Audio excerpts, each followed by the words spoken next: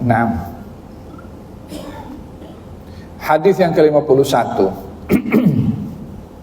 An Abi Qatadah Al-Harith ibn Rib'i radhiyallahu anhu qala Rasulullah sallallahu alaihi wa alihi wasallam inni la aqumu ila salati wa uridu an utawwila fiha fa asma'u buka as-sabiyyi fa atajawwazu fi salati karahiyata an ashqa ala ummihi, rawahu al-Bukhari.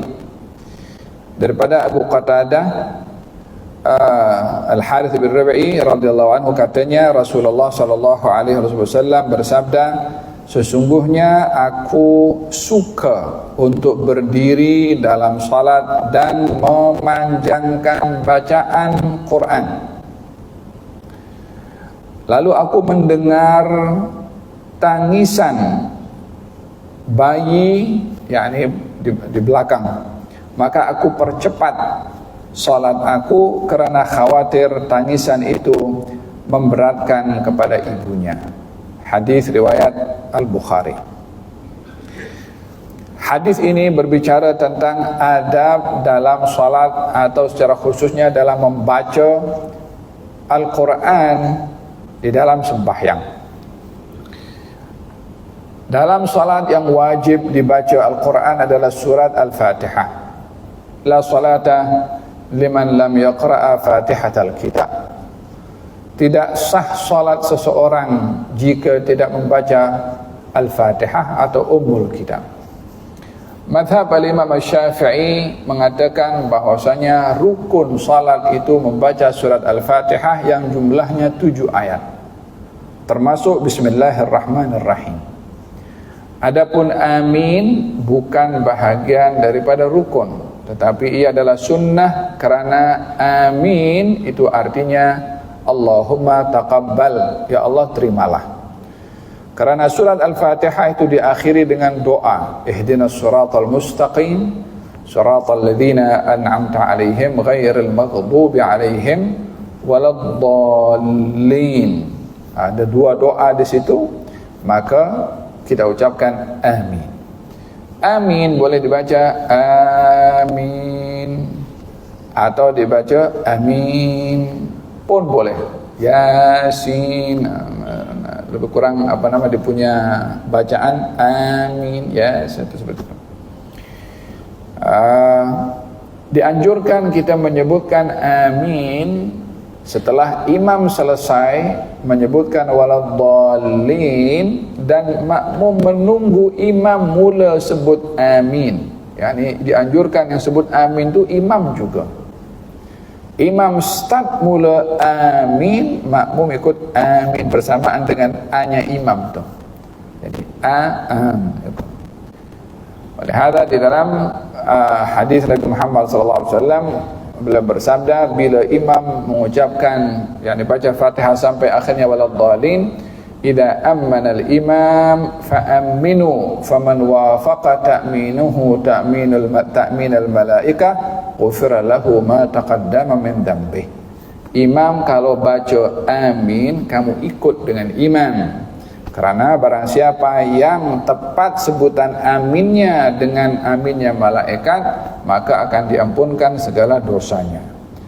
Dengan demikian kita memahami bahwasanya dalam salat ini ada malaikat yang bersama dengan orang yang salat berjamaah untuk bersama-sama mengaminkan bacaan imam. Tentunya dalam salat subuh, salat maghrib dan salat isya lah. Salat zuhur dan asar dibaca secara perlahan-lahan. Aminnya malaikat ini akan bermula bersamaan dengan aminnya imam. Dan begitu makmum karena menyesuaikan aminnya dengan aminnya malaikat. Bila malaikat mengucapkan amin, tunggu imam mula amin. Jadi imam kalau waladdallin, imam belum selesai nak tarik nafas sebut amin, makmum dah amin. Kena tunggu imam dulu start. Karena itu adabnya di dalam kita menyebut amin untuk bersama dengan aminnya imam. Nah, adab atau di antara sunnah-sunnahnya salat selain daripada amin adalah membaca surat dalam rakaat yang pertama dan yang kedua pada salat fardu. Di dalam kita membaca surat pada salat fardu, imam dianjurkan untuk membaca surat-surat yang pendek, surat-surat yang ringan, surat-surat yang sederhana, kecuali pada waktu-waktu tertentu yang dianjurkan untuk membaca surat yang agak panjang, seperti salat subuh hari Jumat, membaca Alif Lam Mim As-Sajdah dan juga surat Al-Insan, atau surat Al-Jumu'ah dan Al-Munafiqun yang ada anjuran untuk membacanya. Maka dalam hal ini imam secara umumnya baca surat yang pendek-pendek, karena makmum ada orang tua, mungkin ada orang tergesa-gesa, orang yang rushing, mungkin orang lemah atau orang sakit yang tak mampu berdiri lama. Oleh sebab itu baginda bersabda ketika memberitahukan kepada Muaz, kalau kamu menjadi imam, hendaklah kamu memendekkan bacaannya, karena di belakang kamu ada orang tua, ada orang yang terburu-buru, ada orang yang lemah yang tidak mampu berdiri lama. Ini beberapa tata cara dan adab ketika salat fardu berjamaah. Imam memerhati surat-surat yang terpilih untuk dibaca. Menjadi perbezaan ulama mana lebih afdal, membaca satu surat secara keseluruhan pendek atau membaca pertengahan surat yang tidak habis. Contohnya surat Yasin dibaca 5 ayat, dengan surat Inna A'tainakal Kautsar yang dibaca sampai habis. Dibaca 5 ayat tapi tak habis surat Yasin. Dibaca 3 ayat Al-Kautsar tapi habis satu surat.